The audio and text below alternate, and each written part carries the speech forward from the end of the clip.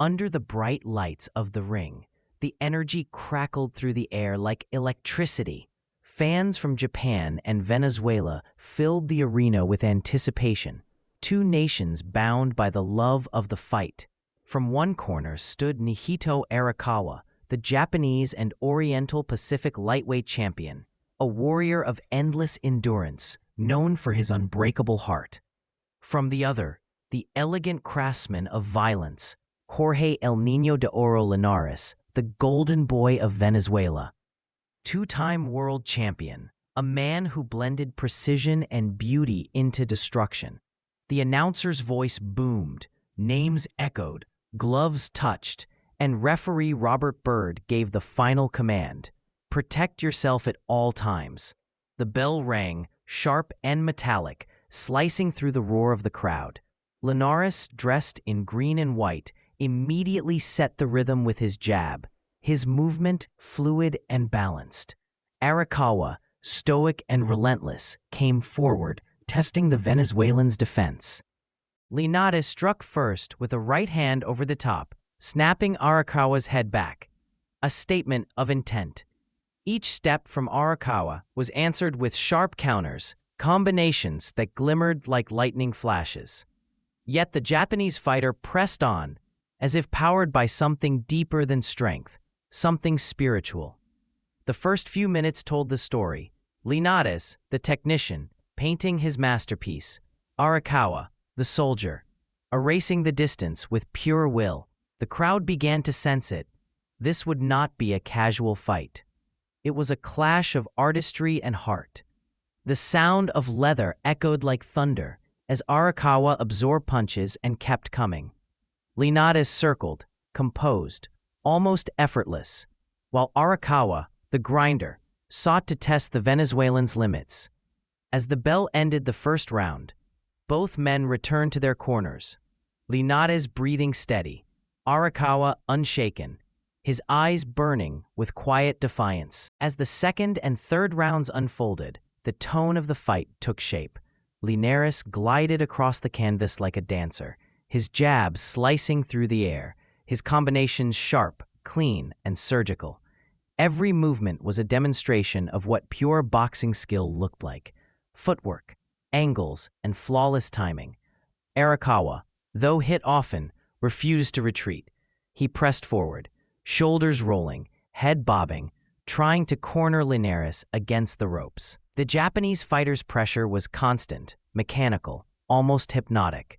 But Linares' right hand kept punishing him each time he entered range, followed by a crisp left hook to the body. The Venezuelan champion's combinations flowed like water, fast, smooth, and punishing. Yet Arakawa absorbed it all, his chin tested, his heart unbroken. Between rounds, trainers barked instructions: keep the guard high, use the jab, circle. Sweat dripped like rain, gloves thudded against flesh, and the crowd rose with every exchange. By the fourth round, Arakawa began to land his own shots, looping hooks that found Linares' ribs. An occasional right hand upstairs that drew a murmur from the crowd. The rhythm became familiar, Linares in command, Arakawa chasing the storm. But with each passing minute, that relentless Japanese spirit began to close the gap. Every time Linares seemed ready to dominate, Arakawa surged again, daring him to fight instead of box. The Venezuelan smiled, accepting the challenge for flashes at a time before slipping back to the outside. It was science versus spirit, technique versus tenacity. The tension in the arena thickened as fans realized they weren't just watching a fight. They were witnessing two different philosophies of boxing colliding. And though the scorecards leaned toward Linares, Arakawa was earning something more powerful than points: respect. By the middle rounds, the fight had evolved into a masterclass and a war. Linares was brilliant, operating on instinct, firing 3- and 4-punch combinations that snapped Arakawa's head back. His right uppercut, in particular, was poetry in motion, slicing through Arakawa's guard again and again.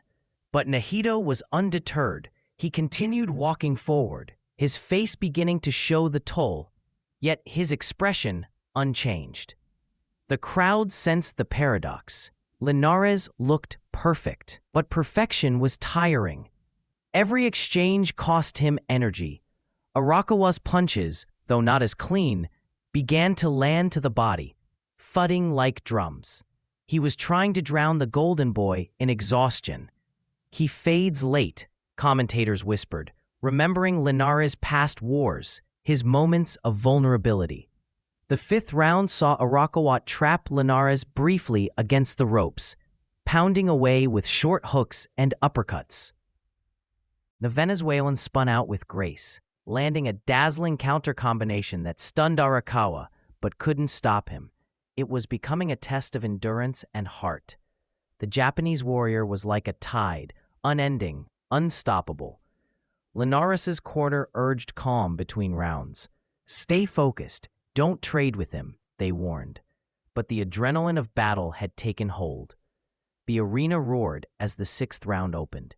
Arakawa came on with pressure, but Linares' pressure didn't stop him. Counters were razor-sharp: right hand, left uppercut, and another right that split the guard perfectly. It was a display of brilliance, but also danger.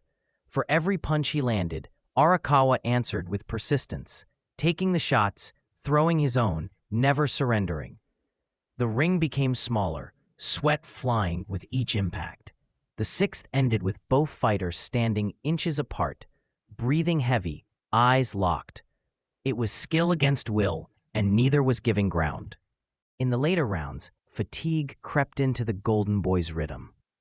Linares' movements slowed, his arms slightly heavier, his breath deeper. But even in fatigue, his craft shone. The eighth round saw a brutal clash of heads, a sudden collision that opened a deep cut above Linares' right eye. Blood streamed down his face, bright under the arena lights. For a brief moment, the Venezuelan blinked through the red haze, and Arakawa saw his chance. The Japanese warrior charged forward, throwing punches in bunches, trying to break Linares' composure. The crowd stood to its feet. Linares fought back with urgency, firing combinations, determined to prove that the blood meant nothing. Every second became a test of will. Referee Robert Bird paused the action, checking the cut. The ringside doctor leaned in, the tension unbearable. Then, the signal came. The fight would continue. The fans erupted. Spurred by defiance, Linares boxed brilliantly through the ninth, using movement and precision to control the exchanges, despite the blood dripping into his eye. Arakawa, however, refused to fade. His style was chaos. He absorbed punishment, but he made you fight for every breath. Linares' jab still found its mark. His right cross still cracked like a whip, but Arakawa's pressure was suffocating. They traded at close range, both smiling through the storm, knowing they were giving the audience something unforgettable. Sweat, blood, and heart filled the air. It was not just about victory anymore. It was about pride. Linares' golden gloves glimmered with crimson now, and Arakawa's face was swelling, yet both pressed on, driven by something deeper than pain. The ninth ended with both men standing tall, their bodies battered, their spirits unbroken. The final round arrived, like a moment suspended in time. 10 rounds of skill, heart, and violence had brought both men to the edge.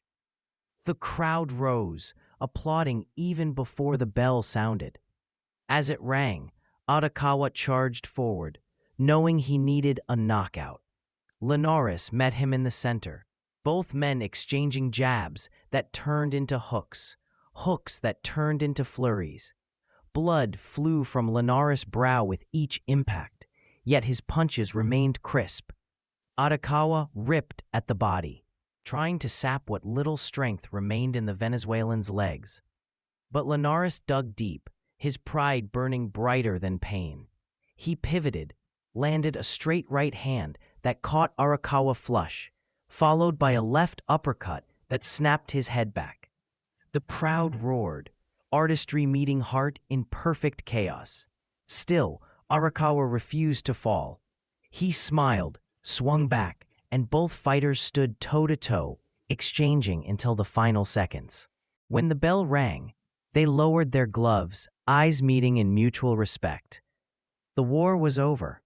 The ring was filled with exhaustion and admiration. As the announcer read the scorecards, all three in favor of Jorge Linares, the crowd erupted in applause for both men. Arakawa had lost, but he had won the hearts of everyone watching. Linares, his face bloodied but glowing, raised his hands to the crowd. It wasn't just another win, it was redemption. After years of criticism about his chin and stamina, he had endured and prevailed. In that moment, both men stood as symbols of what boxing truly is. Not just punches or titles, but the will to continue when the body begs to stop. The lights dimmed, the roar faded, and another unforgettable chapter in boxing history was written.